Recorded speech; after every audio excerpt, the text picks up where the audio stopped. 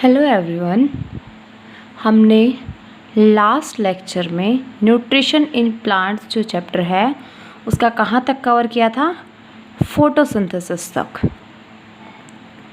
Photosynthesis में हमने क्या स्टडी किया था? एक रिएक्शन थी जो फोटोसिंथेसिस की रिएक्शन होती है, उसमें क्या होता है?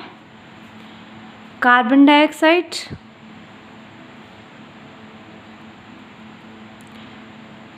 और वाटर कंबाइन होते हैं।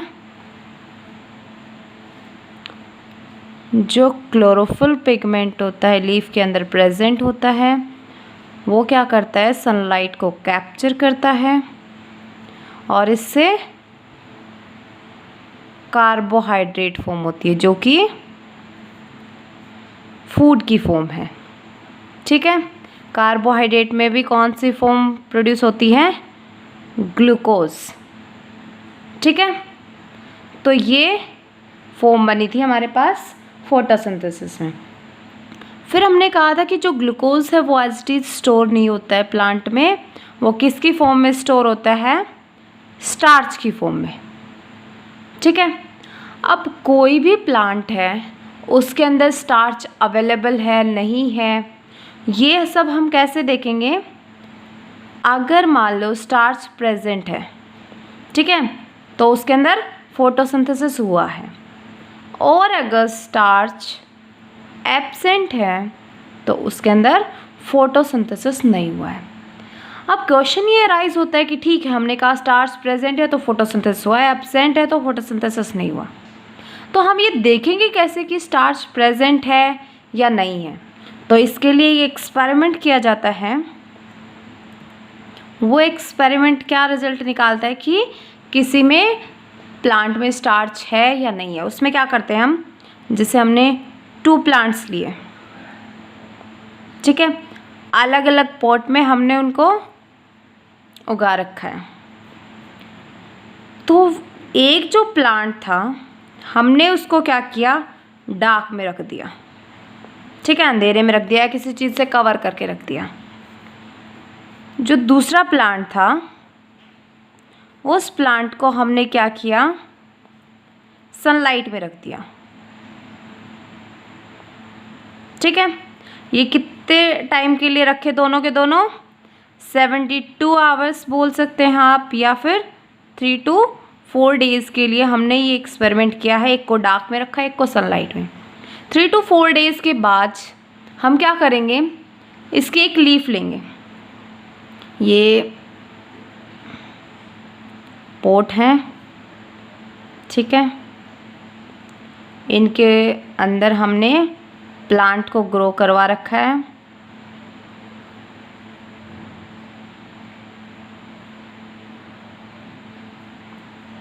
ये हमारे प्लांट हैं।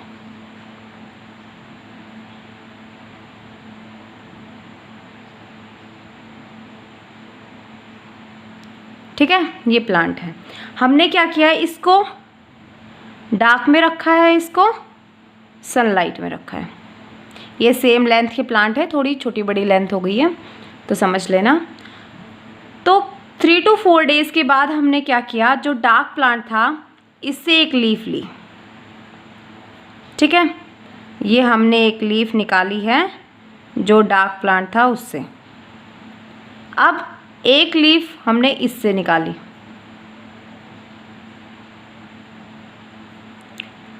अब इस लीफ के ऊपर एक्सपेरिमेंट करेंगे हम।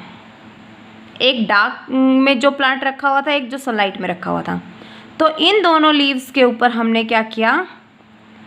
आयोडीन सॉल्यूशन डाल दिया।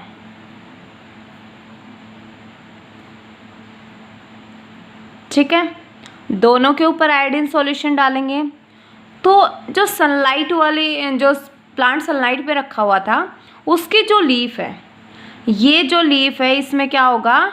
डार्क ब्लू कलर दिखेगा आयोडीन सॉल्यूशन डालने के बाद, जबकि इसमें कोई डार्क ब्लू सॉल्यूशन हमें नहीं दिखेगा। तो ये डार्क ब्लू सॉल्यूशन हमें अपीयरेंस हो गई है, दिख गया है लीफ के अंदर आयोडीन सॉल्यूशन पुटअप करने के बाद। तो इसका इन्फ्रेंस क्या निकला? कंक्लूजन क्या निकला? कि इस लीफ के अंदर क्या है, स्टार्च प्रेजेंट है, जबकि इसमें डार्क ब्लू कलर नहीं दिखा, तो इसका क्या रिजल्ट निकला कि इसमें स्टार्च एब्सेंट है। तो इस तरह से हम एक्सपेरिमेंट परफॉर्म करके हम ये देख सकते हैं कि स्टार्च प्रेजेंट है या फिर स्टार्च एब्सेंट है। फिर रिवर्स भी करके देख सकते हैं आप। पहले इस प्लांट को हमने सनलाइट में रखा था, अब हम इस प्लांट को डार्क में रख देंगे और जो डार्क वाला प्लांट है इसको सनलाइट में रखेंगे। तो 3 to 4 डेज़ के बाद हम क्या करेंगे, वैसे ही एक लीफ निकालेंगे दोनों की, फिर रिजल्ट देखेंगे। तो जो डार्क में पहले रखा हुआ था फिर हमने सनलाइट में रखा था, तो उसमें क्या हो गया, डार्क ब्लू कलर अपीयर होना शुरू हो जाएगा लीफ के अंदर। और पहले जो सनलाइट में रखा हुआ था बाद में हमने डार्क में रखा, तो उसमें डार्क ब्लू कलर अपीयर नहीं होता। मीन्स अब इसमें स्टार्च फॉर्म हो रहा है जबकि इसमें स्टार्च फॉर्म नहीं हो रहा है। तो इस बेसिस पे हम डिटरमाइन कर सकते हैं कि उस प्लांट में स्टार्च की प्रेजेंस क्या बताती है हमें, कि उस प्लांट के अंदर फोटोसिंथेसिस हुआ है। बिना फोटोसिंथेसिस के स्टार्च नहीं बनेगा, क्योंकि बिना फोटोसिंथेसिस के ग्लूकोज नहीं बनेगा, और फिर ग्लूकोज स्टार्च में कन्वर्ट कैसे होगा जब बनेगा ही नहीं। तो स्टार्च की प्रेजेंस ये इंडिकेशन होती है कि उस प्लांट के अंदर फोटोसिंथेसिस हुआ है। अगर स्टार्च प्रेजेंट नहीं है तो उस प्लांट के अंदर फोटोसिंथेसिस नहीं हुआ। जैसे इसमें हमें स्टार्च नहीं मिला था डार्क वाले प्लांट में, क्यों, क्योंकि इसमें फोटोसिंथेसिस नहीं हुआ था। जब तक इसे सनलाइट नहीं मिलेगी तो क्लोरोफिल जो है वो किसको कैप्चर करेगा, तो इसलिए यहाँ फोटोसिंथेसिस एब्सेंट था और यहाँ फोटोसिंथेसिस प्रेजेंट था। ठीक है, तो ये सब तो हमने देखा कि कैसे हम स्टार्च की प्रेजेंस देखते हैं प्लांट के अंदर आयोडीन सॉल्यूशन के द्वारा। फिर हमने कुछ टर्म पढ़ी थी, क्लोरोफिल, ग्रीन कलर लेके आता है लीव्स में, हमने क्लोरोफिल पढ़ा था ना। क्लोरोफिल पिगमेंट प्रेजेंट होता है लीव्स के अंदर, जिसकी वजह से लीव्स का ग्रीन कलर होता है। लेकिन बहुत सारी लीव्स डिफरेंट कलर्स की होती हैं, लेकिन फिर भी उनके अंदर क्लोरोफिल प्रेजेंट होता है। ठीक है, जैसे रेड, ब्राउन, वायलेट, इस कलर की क्या होती हैं, लीव्स होती हैं, लेकिन फिर भी उन लीव्स में क्लोरोफिल प्रेजेंट होता है। हमने क्या कहा कि अगर क्लोरोफिल प्रेजेंट होगा तो उन लीव्स को ग्रीन कलर देता है, लेकिन यहाँ पे तो ग्रीन कलर नहीं है लीव्स का, फिर भी क्लोरोफिल, हम कह रहे हैं कि क्लोरोफिल प्रेजेंट है। क्यों, क्योंकि ये जो कलर्स हैं ये ज़्यादा हैं उस लीफ में, इसकी वजह से वो क्या कर देते हैं, क्लोरोफिल जो ग्रीन कलर देता है उस ग्रीन कलर को मास्क कर देते हैं, ढक देते हैं। जैसे हमने क्या किया, कोई ऐसी चीज़ ली, एक कपड़ा ले लिया जो इसको ढक देगा, ठीक है, नीचे ग्रीन, आपको ये वाइटिश कलर दिख रहा है, उसके नीचे ग्रीन कलर दिख रहा है, हमने एक ऐसा कपड़ा लिया जो इसको ढक रहा है, पूरे को मास्क कर दिया इसको पूरे को, तो क्या आपको वो कलर दिखाई देगा, उस कपड़े का ही कलर दिखाई देगा आपको। तो वैसे ही प्लांट्स में होता है कि वो इस ग्रीन कलर को मास्क कर देते हैं ये कलर्स, जिसकी वजह से जो प्लांट है उसकी लीव्स रेड, ब्राउन और वायलेट शो होती हैं। ठीक है, तो इनको हम कैसी लीव्स बोल सकते हैं, नॉन ग्रीन लीव्स। हमने ग्रीन प्लांट्स में देखा कि कैसे फोटोसिंथेसिस होता है। अब हम एक ऑर्गेनिज्म है जिसमें पढ़ते हैं photosynthesis. Photosynthesis by algae. Algae देखी होगी? हाँ, नहीं देखी तो एक काम करना, आप सब एक बर्तन लेना, उसमें पानी डालना और उसको कुछ दिनों तक कंटिन्यूसली बिना हिलाए डुलाए छोड़ देना। हिलेगा तो भी कोई दिक्कत नहीं, लेकिन उसमें से पानी चेंज मत करना। आप एक बीकर लो, उसमें कंटिन्यूसली पानी छोड़ दो आप कुछ दिनों तक, उसका पानी एक्सचेंज नहीं होना चाहिए, आप इसका पानी बदलेंगे नहीं, इसके उड़ेल कर और पानी नहीं डालेंगे इसमें। तो कुछ दिनों के बाद आपको दिखेगा कि यहाँ पे कुछ ग्रीन ग्रीन पैचेस दिख रहे हैं। ठीक है,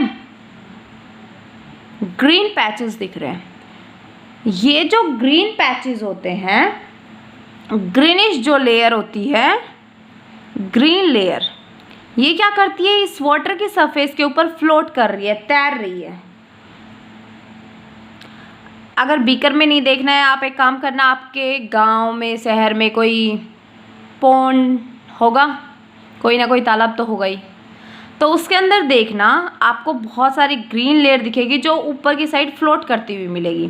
तो इस लेयर को हम क्या बोलते हैं, ये जो लेयर होती है ये एल्गी की वजह से होती है, एल्गी ग्रो कर जाती है वहाँ पे, एल्गी ग्रीन कलर में होती है। इसको सिंगुलर टर्म्स में अगर हम बोलें तो एल्गा, और हिंदी में एल्गी को बोलते हैं शैवाल। कभी अगर किसी को बोलते हुए सुना हिंदी में कि शैवाल है ये, तो उनको इंग्लिश में भी मीनिंग बता देना कि इसको इंग्लिश में एल्गी बोलते हैं। ठीक है, ये ग्रीन कलर क्यों होता है, हमने कहा क्लोरोफिल प्रेजेंट होता है तभी ग्रीन कलर होता है, तो ठीक है, ये जो शैवाल है ये ग्रीन कलर का होता है। क्यों होता है ग्रीन कलर का, क्योंकि इसमें क्लोरोफिल प्रेजेंट होता है, उसी की वजह से ये ग्रीन कलर होता है। अगर क्लोरोफिल है तो फोटोसिंथेसिस भी करेगी सनलाइट में एल्गी। तो अब हम कोई देख के साइंटिस्ट ने ये भी कहा था कि ये एल्गी है, प्लांट्स की तरह ग्रीन कलर की होती है, क्लोरोफिल में प्रेजेंट होता है, फोटोसिंथेसिस भी करती है, तो इसको प्लांट्स की कैटेगरी में रख दिया गया था। लेकिन इसको हम प्रॉपरली प्लांट्स की कैटेगरी में नहीं रख सकते, क्योंकि जो एल्गी होती है वो ऐसे ऐसे कुछ लेयर में फैली होती है। ठीक है, कहीं इस पे आपको रूट दिख रही है, कोई प्रॉपर रूट है इसमें, नहीं है। कोई प्रॉपर स्टेम दिख रहा है आपको इसमें, स्टेम भी नहीं है। फिर कोई प्रॉपर लीफ लाइक स्ट्रक्चर दिख रही है, ये भी नहीं है। तो हम सिर्फ फोटोसिंथेसिस के बेसिस पे ये नहीं बोल सकते कि जो एल्गी है वो एक प्लांट है, क्योंकि ना प्रॉपर रूट है इसके अंदर, ना प्रॉपर स्टेम है, ना प्रॉपर लीफ है प्लांट्स की तरह। तो एल्गी को हम प्लांट्स में कैटेगराइज नहीं कर सकते, ये प्लांट्स से डिफरेंट होती है इस बेसिस पे। आई होप सो कि आपको सब समझ आया होगा। First lecture and second lecture दोनों आप रिवाइज करना, समझने की कोशिश करना। अगर आपको कोई भी प्रॉब्लम होती है then leave me comment, I will reply. Okay, be safe and be happy. Thank you.